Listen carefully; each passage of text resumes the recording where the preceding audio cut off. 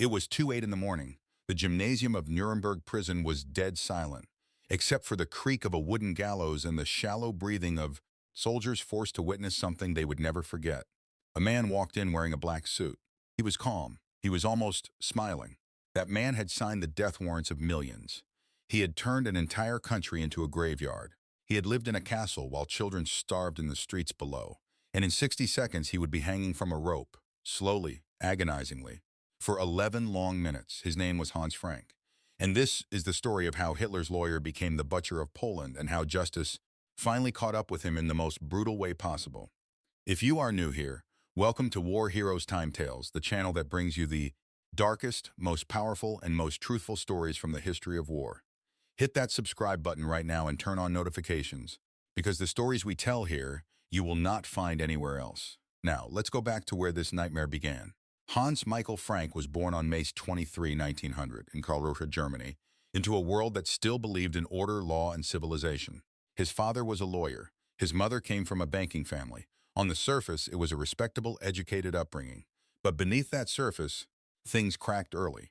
When Frank was just 10 years old, his mother walked out, leaving the family for another man in Prague. That wound never fully healed. When World War I began in 1914, a teenage Frank was swept up in the same wave of nationalism that consumed his entire generation. He joined the German army at 17 but never saw the front lines.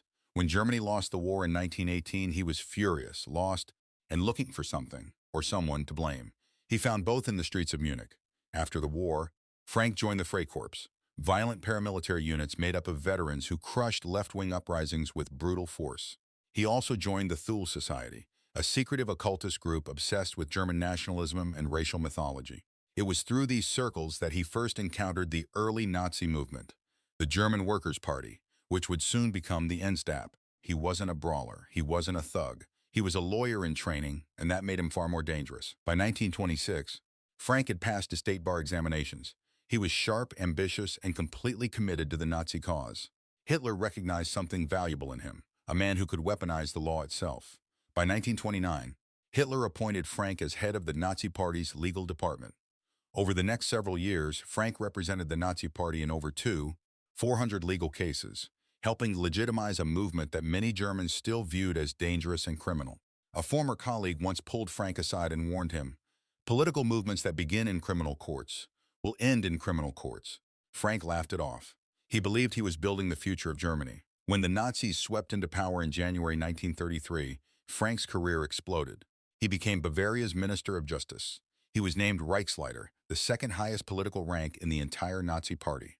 He founded the Academy for German Law, an institution designed to reshape Germany's entire legal system around Nazi ideology.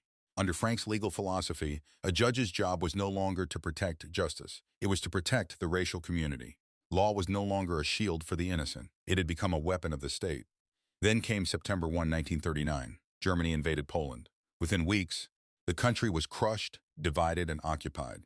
Hitler needed someone to govern the central region, a territory of 12 million people that the Führer described as a racial dumping ground and an endless supply of slave labor.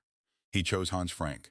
When Frank returned home with the news, he reportedly knelt before his wife Brigitte and declared, "You will become the Queen of Poland." That was not humility. That was a promise of power. Frank moved into Wawel Castle in Krakow, the ancestral home of Polish kings, and immediately set about reshaping an entire nation to serve the Nazi machine. He surrounded himself with stolen artwork, including works linked to Leonardo da Vinci. He hosted operas, dinner parties, and concerts. He employed chauffeurs, cooks, and household servants. He played piano while Poland burned. His first policy statement as Governor General left no room for misunderstanding. Poland shall be treated like a colony. The Poles will become the slaves of the greater German world empire. And that is exactly what happened. Under Hans Frank's administration, terror was not an accident, it was a policy. Polish intellectuals, priests, and professors were systematically arrested and executed because an educated population is harder to enslave. Public shootings became routine. Entire communities were taken hostage. Groups of 20 to 200 Poles were shot in the streets as punishment for any act of resistance. Frank once bragged to a journalist, "If I had to put up a poster for every 7 Poles shot, the forests of Poland would not be sufficient to manufacture the paper." He said it laughing. Food supplies were stripped from the country and shipped to Germany on a massive scale, leaving the Polish population at starvation levels. Epidemics spread. People died not from bullets, but from hunger and disease manufactured by deliberate policy. But the most systematic horror was reserved for Poland's Jewish population. From the moment Frank took power, Jewish property was confiscated. Jews were forced into brutal labor. Then, beginning in late 1939, they were sealed into ghettos, cut off from the outside world, deliberately starved and stripped of every human right. The largest was the Warsaw Ghetto. Over 400,000 people were packed into 1.3 square miles.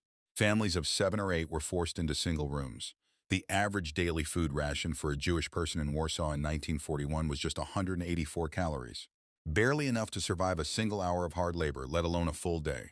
An official German order actually stated that food provisions for Jews must remain below the minimum necessary for preserving life, regardless of the consequences.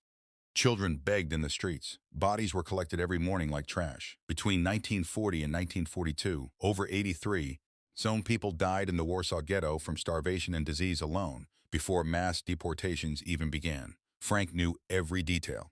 In a speech to his own officials on December 16, 1941, he said, "We must annihilate the Jews wherever we find them and whenever it is possible." And his administration did exactly that. By 1944, every single ghetto in the general government had been liquidated. Millions were deported to extermination camps. 4 of the 6 Nazi death camps sat directly within Frank's territory. 3 million Polish Jews were murdered, and Hans Frank signed off on the system that killed them. By early 1945, the Soviet army was advancing rapidly from the east.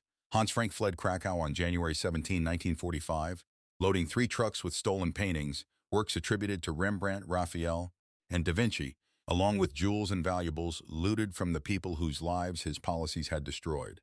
He even carried a fake passport under the name Fisher, with plans to escape to Argentina through the help of Catholic Church connections. But he never got on that plane. Frank convinced himself that the worst-case scenario after Germany's defeat would mirror what happened after World War I, that Nazi leaders would simply be exiled, perhaps sent to the Netherlands as Kaiser Wilhelm II had been. He believed he would keep his loot, live comfortably, and escape real justice. He was catastrophically wrong. On May 4, 1945, American soldiers captured Hans Frank in Bavaria, near Tegernsee. These were not ordinary troops. These were the same soldiers who had liberated Dachau concentration camp just 5 days earlier, men who had walked through the ruins of the Nazi murder machine with their own eyes. When they arrested Frank, they beat him, not as a mob, not without control, as men who had seen what he had done. Confronted with the reality of his situation for the first time, Frank shattered. He attempted suicide. When that failed, he tried again 48 hours later, slashing his left wrist. He survived both attempts. He would face justice whether he wanted to or not. The Nuremberg Trials began on November 20, 1945. Frank sat in the dock alongside 20 other senior Nazi leaders. The charges against him were clear: war crimes and crimes against humanity. At the start of his testimony, Frank expressed something unusual for a Nazi defendant: apparent guilt. He called what had happened in Poland a horrible tragedy. He claimed a series of religious experiences had transformed him. He even converted to Roman Catholicism during the trial. He also voluntarily surrendered 43 volumes of his personal diaries to the prosecution, documents that became some of the most damning evidence used against not just him, but the entire Nazi leadership. But his defense was hollow. He claimed he didn't control the SS. He claimed he didn't know about the extermination camps. He blamed Himmler. He blamed the police. He claimed he had tried to resign 14 times. His own son, Nicholas, later confirmed in interviews and in a published book that both his parents knew exactly what was happening to the Jews. The diary entries made denial impossible. On October 1, 1946, the International Military Tribunal found Hans Frank guilty on both counts. The sentence, death by hanging, Frank reportedly responded simply, "I deserved it, and I expected it." October 16, 1946. 2:08 a.m., Hans Frank was the 5th man led to the gallows that night. Unlike the others, who had walked to the scaffold visibly shaken, Frank entered the execution chamber with something extraordinary on his face: a smile. He spoke his final words calmly: "I am thankful for the kind treatment during my captivity, and I ask God to accept me with mercy." Then the trapdoor opened, and nothing went as planned. U.S. Army Master Sergeant John C. Woods carried out the executions that night. He used the standard drop method, a drop length that, in most cases, is insufficient to cause the immediate neck fracture that brings instant death. Several historians believe this was deliberate. Whether intentional or incompetent, the result was the same. Hans Frank did not die quickly. He strangled. His body convulsed violently. Witnesses in the gymnasium watched in silence. The process lasted 11 minutes. 11 minutes for a man responsible for the deaths of millions. The trapdoor was also too small. Several condemned men that night struck their heads on the sides as they fell, suffering severe injuries. The army later denied that anything had gone wrong. Sergeant Woods, when asked about his performance that night, said he was very proud of his work. Hans Frank's body was later cremated at Munich's Ostfriedhof Cemetery. His ashes were scattered into the River Isar. No grave, no marker, no memorial. Nothing left behind. Hans Frank once believed he would be remembered as a great administrator, a legal pioneer, a man who helped build an empire. Instead, history remembers him as the Butcher of Poland, a man who used education, intelligence, and legal skill to industrialize human suffering on a scale almost impossible to comprehend. His son Nicholas spent his entire life publicly condemning his father's legacy. His daughter, unable to live with the weight of the family name, took her own life at the exact same age her father was when he was executed, 46. There were no tears shed for Hans Frank, only for the millions he helped destroy. If this story moved you, if you believe this kind of history must never be forgotten, then subscribe to War Heroes Time Tales right now. Hit the like button.